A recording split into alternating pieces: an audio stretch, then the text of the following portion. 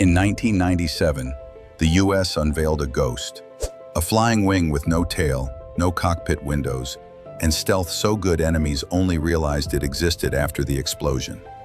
For decades, the B-2 Spirit ruled the night sky, but the world moved on. Radars got smarter, missiles got deadlier, and even the king of stealth needed a successor. Meet the B21 Raider, cheaper, smarter, deadlier, built for wars that haven't even happened yet, and designed to outperform the B-2 at everything. Chapter 1. The World Before Stealth. To understand why the B-21 matters, we need to go back, way back, to when bombers weren't stealthy at all.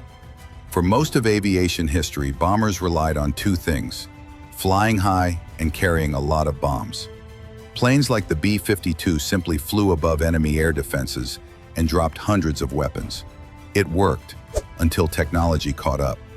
By the late 1960s, new surface-to-air missiles could reach those high-flying bombers. And suddenly, big and slow meant big and dead. The United States needed something new. Not faster, not bigger, but invisible. Chapter 2. Enter the B-2 Spirit.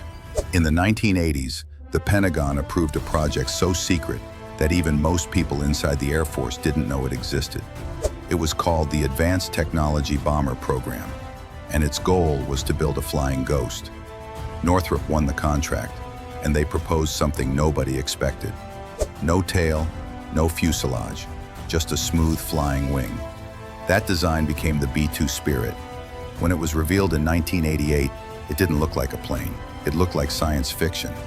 Radar waves didn't bounce off it, they slipped around it. It used special coating, composite materials, hidden engines, and a shape that erased its radar signature. In testing, radar operators joked that the B-2 didn't show up unless it opened its weapons bay. And it wasn't just invisible, it was deadly. It could fly more than 11,000 kilometers without refueling, drop both conventional and nuclear weapons, and strike anywhere in the world from the United States. The B-2 was so advanced that only 21 were ever built, and each cost over $2 billion when you included development. That made it the most expensive aircraft ever created. For decades, nothing even came close. Not Russia, not China, not anyone. New Chapter 3, when stealth was no longer enough. For a long time, the B-2 felt untouchable. It slipped past radar, hit its target, and vanished. But military technology doesn't freeze in time. Over the last 2 decades, something changed, not in the air, but on the ground. Countries began building defense networks that didn't rely on one radar or one missile system. They layered systems together. Satellites watching from above, radars spread across coastlines, missile batteries that could reach deeper than ever, computers combining all that data in real time. It became less about spotting the bomber directly and more about tracking where it might be. The B-2 didn't suddenly become easy to shoot down, but the world was clearly moving toward weapons designed to challenge stealth. And that's only half the story. The B-2 is amazing in the air and demanding on the ground. Its stealth skin needs careful handling. A small dent or a chipped coating can change radar performance. It takes hours, sometimes days to service. Great for short missions, terrible for long wars. Only 20 were available to fly. If just a few were under maintenance, the US couldn't field many at once. So the question became simple. How do you build a bomber that is stealthy and practical at the same time? That challenge created the B-21. New Chapter 4. The B-21 was built backwards. Most aircraft are built the old-fashioned way, where engineers design the plane first, then figure out how to maintain it. But the B-21 flipped that idea. It was designed from day one to be easy to service, cheap to operate, and fast to upgrade. That's the biggest reason it looks similar to the B-2. The flying wing shape already works. It hides engines, masks heat, and reflects radar away. So instead of reinventing the shape, engineers reinvented everything inside it. Where new materials were added, new electronics were put up, the engines were changed, and the entire job was done using digital modeling. The B-2 was drawn on drafting tables. The B-21 was built inside a computer before it was ever built in real life. Even the Air Force admitted it, that the B-21 is the most software-driven bomber ever made. Want new weapons? Upload a new code. Want new sensors? Plug them in like an update.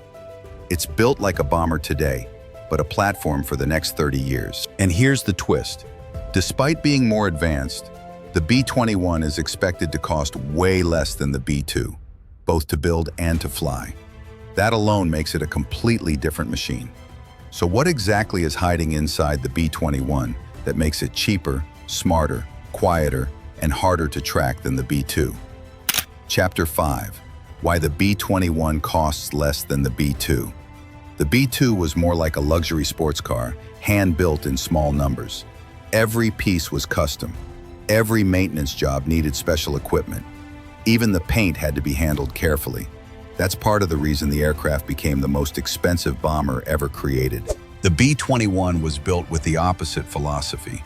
Instead of designing a perfect bomber and then figuring out maintenance later, engineers designed the B-21 to be maintained easily from the very beginning.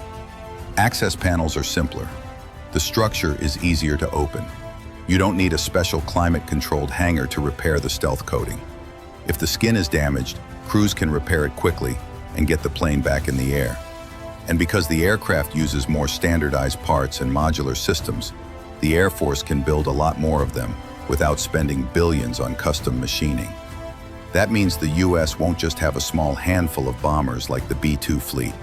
The Raider can fly in real numbers, enough to matter in a full-scale conflict, not just limited, high-risk missions. The B-21 doesn't just win with technology, it wins with quantity.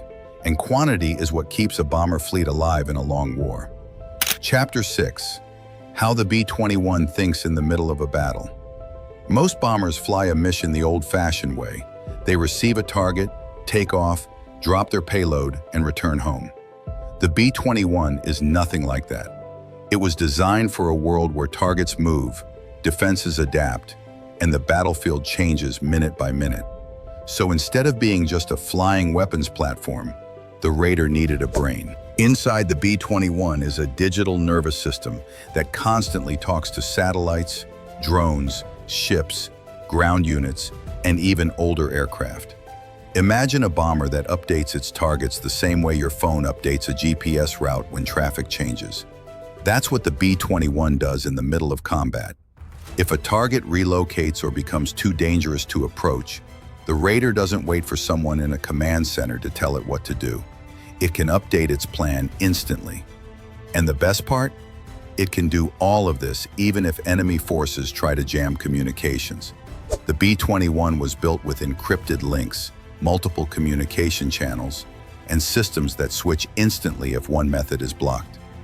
The B-2 never had that ability. It flew into battle with a single plan, limited connection, and very little room for improvisation. This is where the B-21 becomes something new. It can share data with older aircraft like the B-52 or with future drones that don't even exist yet. A Raider in the sky could warn fighters of incoming threats or guide stealth drones into hostile territory. It is not just a bomber flying a mission. It is a command center with wings. And if that sounds impressive, wait until you see what's hiding inside the weapons bay. Next up, we'll open it and show you how one Raider can launch tiny drones, fire long-range missiles, and basically act like an entire airborne strike team. Chapter 7. The B-21's hidden payload. The B-2 could carry a dangerous amount of firepower, but the B-21 turns its payload into a toolbox. The bay wasn't designed for one era of weapons. It was designed for decades of upgrades. Engineers built it so the Air Force can change the loadout depending on the mission. One day, the B-21 might release precision bombs. Another day, it might launch cruise missiles from thousands of kilometers away. And in the future, it could even carry hypersonic weapons that move faster than 5 times the speed of sound. But the most futuristic part isn't the big weapons. It's the small ones. Inside that bay, the B-21 can hold miniature autonomous drones. Instead of flying alone, the Raider can release a handful of small robotic aircraft that scout ahead, jam enemy radars, or attack targets on their own. The B-2 never had anything close to that. A single B-21 could act like a mothership, sending out a swarm and watching them clear a path. The bay itself is modular.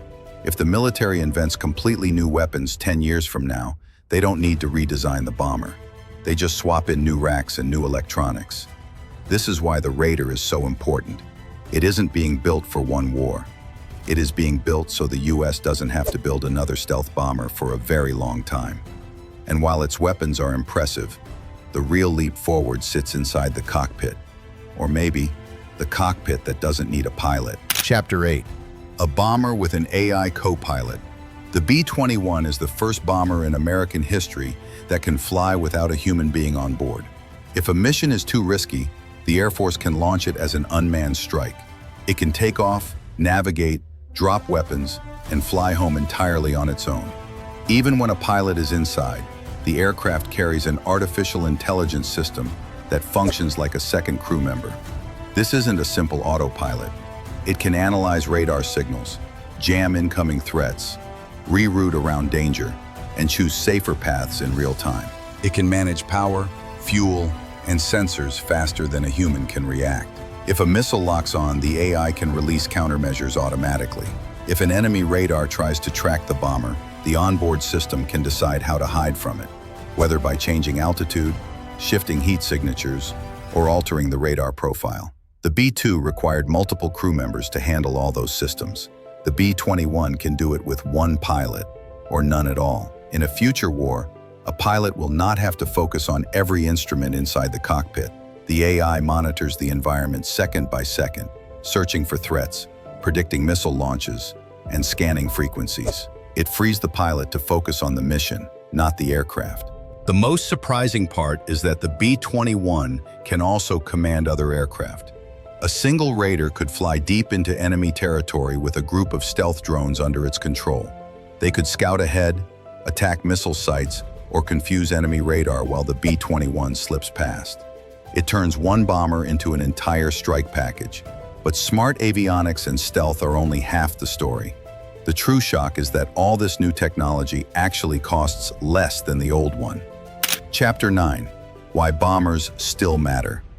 A lot of people ask, why build a bomber when you can just fire missiles from thousands of kilometers away? That's a fair question. Missiles are fast and precise, but they come with limits. Missiles are essentially one-shot tools. You fire one, and it's gone. They cost a lot to produce, and some can be intercepted or jammed before they reach the target. Once a missile is launched, you can't really change its mind mid-flight, and you're usually stuck with the single warhead it carries. A bomber, on the other hand, is more like a mobile toolkit. It can fly into contested airspace, circle if the situation changes, and pick different targets as new intel arrives. Bombers can stay up for hours, carrying a mix of weapons. Everything from big bunker-busting bombs to standoff cruise missiles or even smaller drones. That flexibility matters a lot in real combat, when plans rarely go exactly as expected. There's also the psychological side. A stealth bomber near your border doesn't just threaten a target, it creates uncertainty. Enemy commanders don't always know where it is, what it's carrying, or what it might do next. That uncertainty forces them to spread resources thinner and makes them second-guess decisions. And in warfare, doubt can be as useful as a weapon. So who actually gets to fly it? Who decides when it launches? And how did a weapon this advanced even get approved in the first place? Chapter 10. Who actually runs the Raider and where it came from? This part of the story isn't about gizmos or stealth math. It's about people, rules, and the weirdly human side of a game-changing weapon. Someone had to decide we needed a new bomber. Someone had to fund it, and someone has to live with it every day. That history matters almost as much as the tech. The idea for a next-generation bomber didn't pop out of nowhere. It started in quiet planning rooms inside the Air Force and the Department of Defense, where strategists kept asking the same question. What will long-range strike look like when our current fleet gets old and adversaries get smarter? That requirement, a bomber that could reach deep, adapt on the fly, and be affordable enough to build in useful numbers, became the seed. The Air Force wrote the problem down as requirements. Congress wrote the checks. The Pentagon ran the competitions. Northrop Grumman won the contract and turned the requirements into metal, software, and a production line. But this is not a consumer product you buy off a shelf. The Raider is government property through and through. There's no licensing to private companies for operation. No movie studio can rent one for a scene. The United States Air Force owns, operates, and protects it. Access is tightly controlled. Pilots, maintainers, and mission planners must pass background checks, maintain security clearances, and live under rules that read more like intelligence service policies than typical military paperwork. The folks who work on these planes talk about pride and pressure in the same breath. Pride, because you get to touch the cutting edge. Pressure, because one mistake could cost lives or secrets. That control extends beyond people to places and paperwork. The program is run under strict Department of Defense oversight and a layer of congressional review, budget hearings, classified briefings, and periodic audits. Export? Not happening. International traffic and arms regulations and national security rules make sure the Raider stays a U.S. asset. Even allied partners only learn about its existence in the broadest terms. They don't get blueprints. And what about air shows and public appearances? The B-2 was famously private. Glimpses, flyovers, and rare public tours, but never casual show and tell. Expect the B-21 to be even more buttoned up. Public displays will be symbolic, a salute at a national event, a staged flyby, or controlled media events, not parking it on a museum tarmac for selfies. The pilots who train on it do so on high-end simulators and in secured training ranges. Mechanics learn on purpose-built rigs long before they touch a real skin panel. So who exactly gets to see it? Only a handful of people at a time. Cleared crews, senior leaders, and a tiny, trusted circle of engineers. Want a photo? The rules make that a risky hobby. The Raider isn't just a plane. It's a national program that mixes politics, money, and secrecy. That bureaucracy may sound boring, but it's the reason the aircraft stays in the air, stays useful, and, most important, stays controlled. Chapter 11. How it stacks up against the world. Russia and China both want bombers that match the B-2, and on paper their new designs look similar. China's H-20 and Russia's PAKDA are planned to use the flying wing shape. But building something that looks like a stealth bomber does not make it a stealth bomber. Stealth is a collection of thousands of tiny problems that have to be solved perfectly. Some are as small as how a bolt sits against the skin or how hot air escapes from the engine. The US solved these issues decades ago, and the result was the B-2. The B-21 is built on top of all that experience. China and Russia are trying to solve those problems for the first time. And even if they build a bomber that looks right, they still need the maintenance infrastructure, stealth coatings, testing, and real combat data. The US already has that. And while those countries hope to build small fleets of stealth bombers someday, the US plans to build more than 100 Raiders. In modern warfare, numbers matter as much as technology. Chapter 12. What the B-21 has actually done. If you're waiting for dramatic B-21 combat stories, here's the simple truth. There aren't any public ones yet. The Raider is still new, and the missions that matter most are classified. What we do know is that it's been flying relentlessly in the background. Long test sorties, harsh environmental trials, hours of stealth validation, and software checks that push the aircraft into fault conditions on purpose. Some training has happened inside large, joint drills where the public sees nothing more than a flyover, but behind that are simulations of deep strike routes, dynamic targeting, and rapid turnarounds. And then there are the missions no one will ever hear about. Deterrence patrols, reconnaissance runs, or deployments meant only to be noticed by the nations they're aimed at. The B-21's silence is part of its job. For now, its record is practice, integration, and secrecy. And that's exactly what a weapon built to operate in the shadows should be. The B-21 isn't just a new airplane. It's a reminder that the skies are still contested, strategy still matters, and the future of warfare isn't just drones and satellites. It's everything working together. Bombers used to fly alone. The Raider won't. If you learned something new, make sure to like the video, drop a comment, and subscribe for more deep dive military tech explained in simple terms. And if there's another system you want broken down, tell us. Your idea might be the next episode. Thanks for watching, and we'll see you in the next one.